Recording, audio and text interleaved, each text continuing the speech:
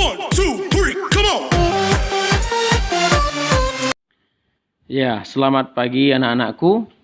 Hari ini saya akan memberikan pembahasan dari soal ujian nasional yang sudah saya bagikan pada waktu yang lalu. Ya, persisnya ujian nasional tahun 2018-2019. Ya, kita langsung saja masuki soal yang pertama.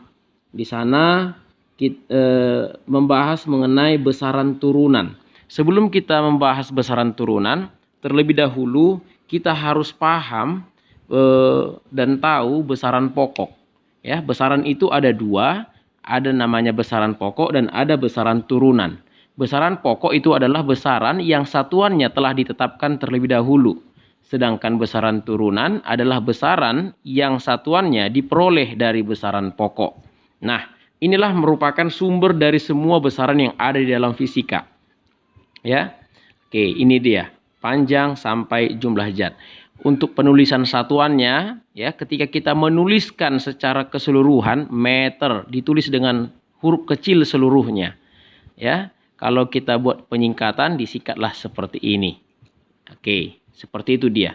Nah, sekarang langsung kita masuk ke pertanyaannya. Pertanyaannya adalah berapa percepatan merupakan besaran turunan yang diturunkan dari besaran pokok apa? Ya, mari kita lihat.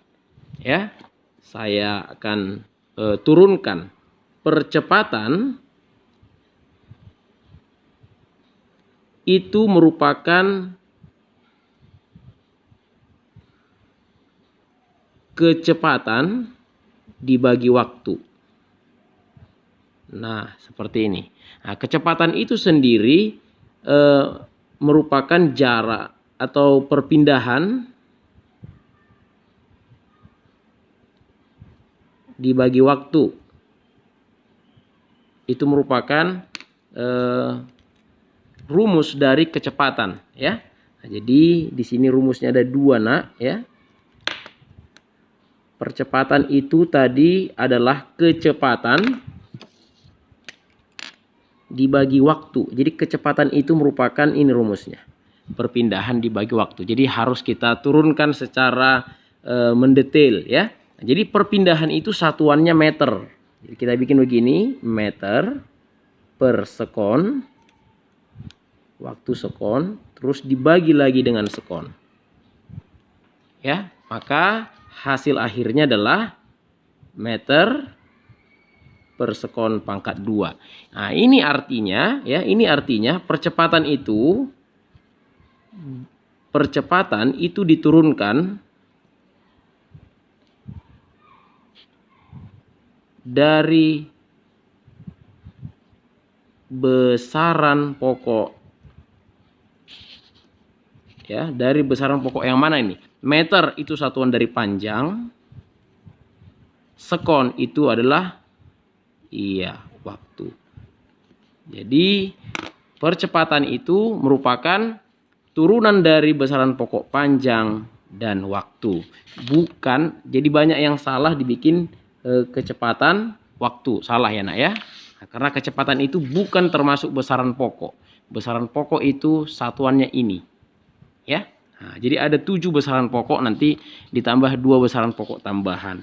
Jadi jelas nomor 1 itu percepatan diturunkan dari besaran pokok, panjang, dan waktu. Jadi jawabannya adalah A, ya. Nah, mari kita lihat yang kedua. Nah, soal nomor 2. Nabila meneliti sifat 4 zat di laboratorium. Dari hasil penelitiannya, sifat gas yang benar adalah, nah, perhatikan, yang diminta adalah sifat dari gas. Jadi ada 5 hal yang kita harus pahami di opsi ini, ya. Nah, perhatikan apa yang menjadi sifat dari 3 zat yang ada di alam semesta ini sebelum untuk membahas yang ini, ya. Perhatikan tabel berikut ini. Nah, perhatikan tabel berikut ini. Jadi di tiga zat padat, zat cair maupun gas. Mari kita lihat ada bentuk, volume, gaya tarik antar partikel dan susunan partikel. Jadi di sini ada 4 pembeda yang utama yang membedakan antara tiga zat ini. Inilah pedoman kita untuk menjawab soal tadi, ya. Perhatikan baik-baik, ya. Untuk gas kita fokus ke gas karena tadi pertanyaannya seputar gas. Gas itu bentuknya berubah, volumenya juga berubah, gaya tarik antar partikelnya sangat lemah, dan susunan partikelnya sangat renggang. Ya, mari kita lihat kembali lagi ke soal tadi. Nah, pada soal ini mari kita lihat, ya. Kita lihat fokus kita ke gas saja. Bentuknya itu katanya tadi adalah berubah. Ya, jadi kalau katanya bentuknya tetap, berarti tidak jawabannya. Berarti opsi yang benar itu antara A dan C. Karena itu yang menyatakan bentuknya yang berubah. Ya, tidak tetap artinya, ya. Nah, mari kita lihat lagi volumenya. Volumenya juga berubah. Volume berubah. Berarti ini yang benar, A. Sedangkan C sudah salah. Itu artinya tanpa memeriksa pembeda-pembeda yang lain, sudah bisa kita pastikan jawabannya adalah A. Tapi mari kita lihat lagi apakah memang benar. Massa tetap. Nah, jadi semua zat itu massanya tetap, tidak berubah. Tidak terkecuali zat padat, zat cair maupun gas. Kemudian mudah dimampatkan. Dimampatkan itu artinya disumbat, ya. Dihambat alirannya, ya benar. Kemudian dapat mengalir, juga benar. Beda dengan kalau zat padat, dia susah mengalir karena susunan partikelnya sangat rapat. Oke, jadi jawabannya adalah A. Kemudian mari kita lihat untuk soal nomor 3. Perhatikan 4 kegiatan yang berkaitan dengan perubahan wujud berikut. Nah, yang pertama itu adalah membeku, ya. Yang kedua itu mengembun. Yang ketiga itu mencair. Dan yang keempat itu adalah menyublim. Nah, mari kita lihat mana perubahan wujud yang melepas kalor, ya. Lihat penjelasan berikut ini. Nah, pada tabel berikut ini perhatikan perubahan wujud dari padat menjadi cair ini namanya mencair. Kalau sebaliknya cair menjadi padat itu namanya membeku. Kemudian padat menjadi gas itu namanya menyublim. Sedangkan gas menjadi padat itu namanya deposisi. Yang berikutnya, cair menjadi gas itu namanya menguap. Sedangkan gas menjadi air, cair itu namanya mengembun. Nah, mari kita lihat pemahaman mengenai melepas kalor dan menyerap kalor atau membutuhkan kalor. Perhatikan tangga kalor berikut ini, ya. Ketika dikatakan melepas dan menyerap itu ditandai dengan perubahan suhu. Nah, perhatikan, ya. Ketika dikatakan melepas kalor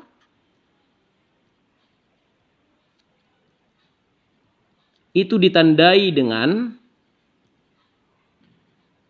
suhu turun.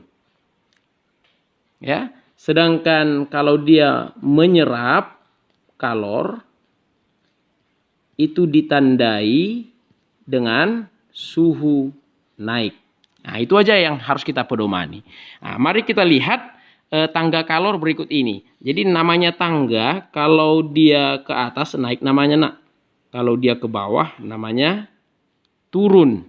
Nah, jadi suhu inilah yang mau kita lihat tadi. Jadi kalau dia arahnya ke atas itu berarti menyerap karena ditandai dengan suhunya yang naik. Gitu aja gampang untuk mengingatnya. Sedangkan kalau dia turun itu berarti melepas. Jadi fokus kita tadi untuk yang melepas, ya. Nah, jadi melepas itu perhatikan, gas menjadi air. Namanya apa? Iya, namanya mengembun. Atau air menjadi es. Itu kan turun dia kan? Air menjadi es. Berarti apa itu? Iya, membeku.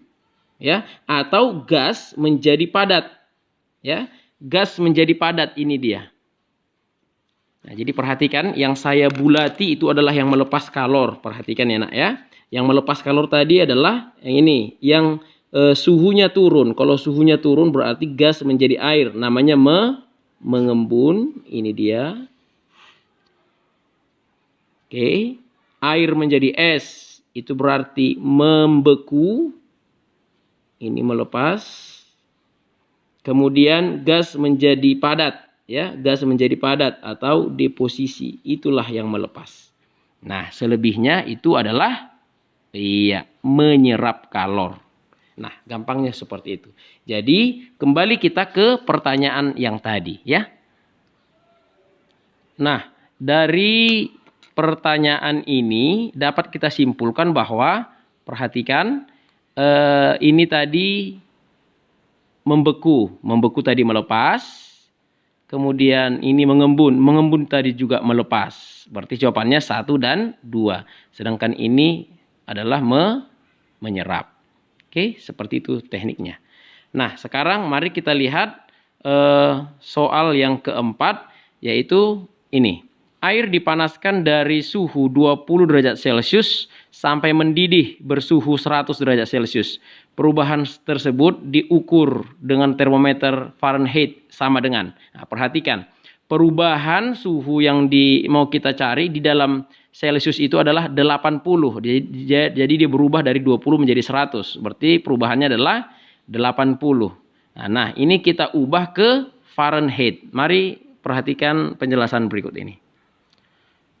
Pada pelajaran kita terdahulu, kita sudah mempelajari bahwa ada 4 skala termometer yang biasa ya kita gunakan, yaitu termometer Celcius, Reaumur, Fahrenheit, dan juga Kelvin.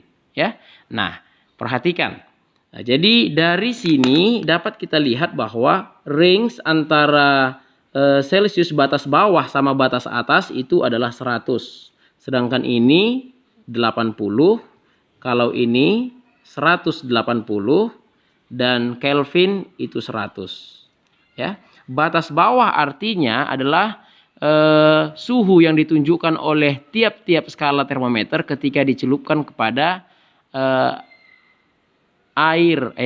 es yang sedang melebur. Sedangkan batas atas itu adalah suhu yang ditunjukkan tiap skala termometer ketika dicelupkan pada air yang sedang mendidih, ya. Nah, seperti ini dia. Jadi dapat kita lihat bahwa perbedaan antara 4 termometer ini 100 banding 80 banding 100 banding 100, ya. Nah, mari kita lihat.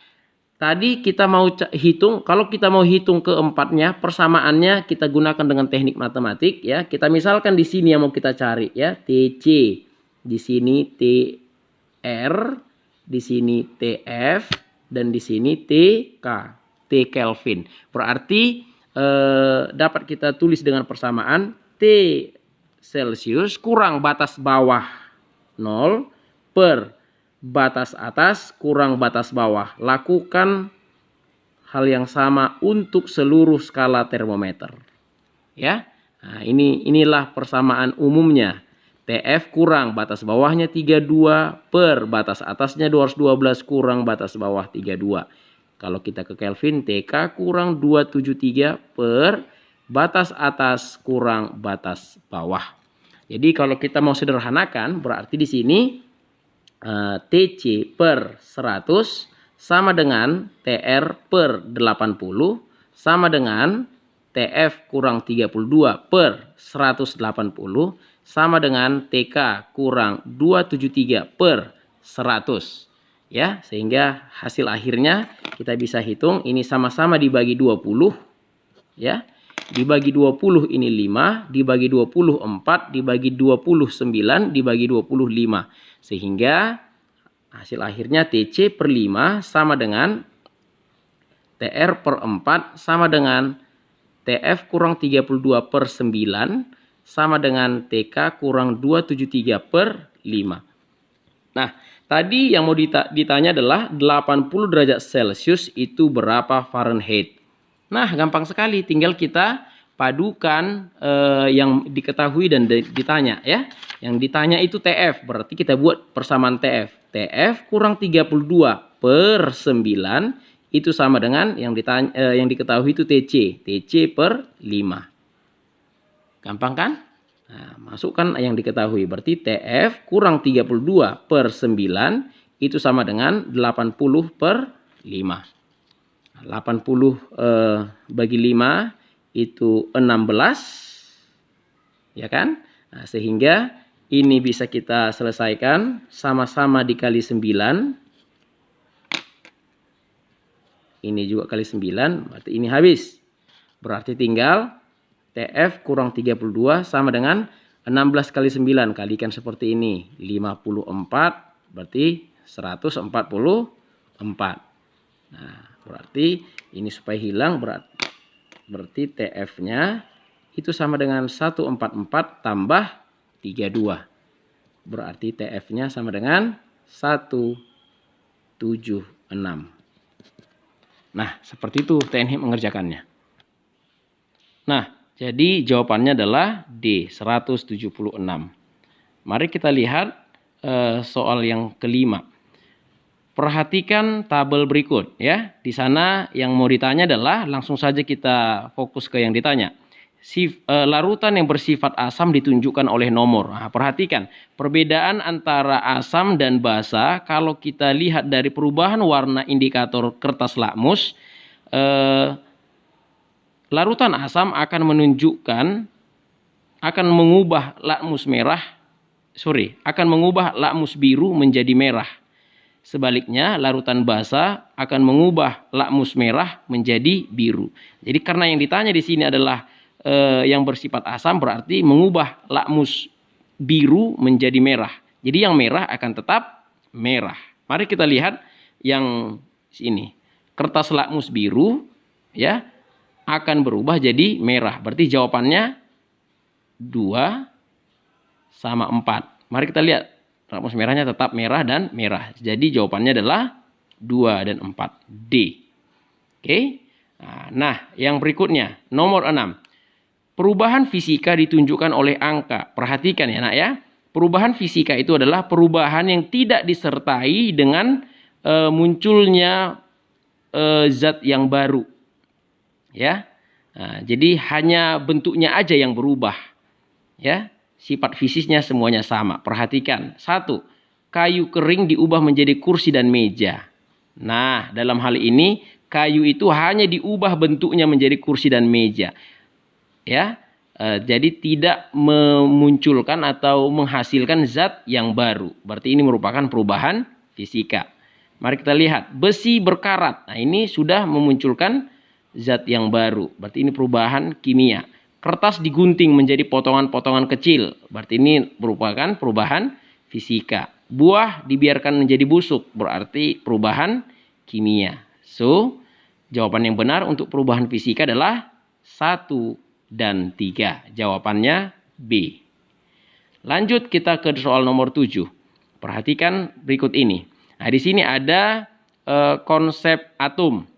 Nah, di dalam atom, ya, ini ada inti atom, isinya adalah proton dan neutron. Proton itu adalah muatan positif dan neutron itu adalah tak bermuatan.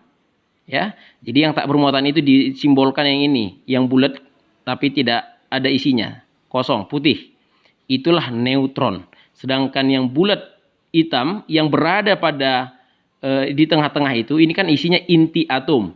Berarti itu adalah proton yang dikelilingi oleh elektron. Nah, ingat, atom yang netral itu jumlah protonnya sama dengan jumlah elektron. Jadi di sini protonnya ada 4, 1, 2, 3, 4, dikelilingi oleh 4 elektron. Berarti sudah benar gambarnya. Ya, mari kita lihat. P itu adalah elektron, Q itu adalah proton, dan R itu adalah neutron. Berarti PQR berturut-turut adalah P tadi elektron. Berarti jawabannya adalah C. Elektron, proton, dan neutron. Ya. Nah, lanjut. Kita lanjut ke soal nomor 8. perhatikan contoh zat berikut yang mengandung nikotin. Perhatikan, pada kopi zat yang dikandungnya adalah kafein. Tembakau itu adalah nikotin. Teh itu adalah tein. Rokok itu bahan utamanya adalah tembakau. Ya, nah, berarti dia juga mengandung nikotin. Tapi ada banyak karena dia bukan hanya tembakau saja, ada tar nanti di sana ya, dan seterusnya. Berarti yang ditanya di sini adalah yang mengandung nikotin itu adalah tembakau dan rokok. Berarti 2 dan 4 ya. Nah, lanjut kita soal nomor 9. Perubahan iklim tidak menentu menyebabkan proses pembuatan garam menjadi terhambat. Proses kristal garam dari air laut membutuhkan sinar matahari yang cukup. Metode pemisahan campuran garam dari air laut ini adalah, metode evaporasi. Ya, evaporasi atau penguapan. Kalau destilasi itu penyulingan, filtrasi, menyaring. Sublimasi itu perubahan dari zat padat menjadi gas, ya. Oke.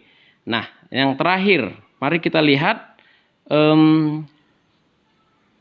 kapal pengangkut barang beratnya dalam keadaan kosong 16.000 akan mengangkut beban yang beratnya 14.000. Ingat ya nak ya, kapalnya tadi kosong 16.000. Barang yang mau diangkutnya 14.000. Berarti totalnya sudah 30.000. Serta beberapa orang termasuk penumpang dan anak buah kapal atau ABK. Kapal dapat berlayar dengan aman jika volume lambung kapal yang berada di bawah permukaan air itu 4,2 meter kubik. Nah, jadi jika berat rata-rata satu penumpang itu 600 dan massa jenis air 1000 kg per meter kubik dan gravitasi 10 meter per sekon kuadrat, berapakah jumlah orang yang dapat ikut dalam kapal yang paling banyak? Nah, mari kita lihat penjelasan berikut ini. Nah, mari kita lihat dari dalam soal diketahui, perhatikan nak ya. Di sini ada berat bebannya waktu kosong. Itu adalah 16.000 Newton. Kemudian berat beban itu adalah 14.000 Newton. Kemudian kapal akan berlayar jika volume lambung kapalnya berada di bawah permukaan air. Ini amannya ya, supaya kapalnya aman berlayar ya, tidak tenggelam. Berarti di sini volumenya ya, volumenya itu adalah 4,2 meter kubik ya. Massa jenis air 1000 kg per meter kubik, gravitasi 10 meter per sekon kuadrat. Yang ditanya adalah berapa banyak ya penumpang yang bisa ikut dalam kapal jika ya rata-rata berat orangnya itu adalah 600 Newton. Nah, mari kita lihat penjelasan berikut ini. Dalam hal ini konsep yang kita gunakan itu adalah hukum Archimedes. Hukum Archimedes itu persamaannya Fa itu sama dengan W. Fa itu adalah gaya apung. Perhatikan. Di sini ada benda ya. Nah, jadi ada dua oknum yang terlibat di dalam proses ini. Yang pertama benda yang tercelup dan zat cair yang menahannya. Jadi yang menahan itu adalah zat cair. Itu namanya gaya apung. Sedangkan ini akan mendesak ke bawah. Itulah W. Jadi dalam Archimedes ya, Fa itu sama dengan W ya.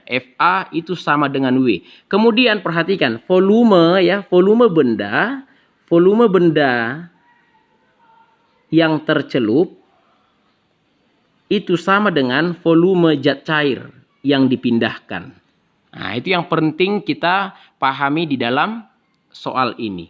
Nah, mari kita lihat berapa ya. Tadi sudah dikatakan di sini ada ya, ada volume ya.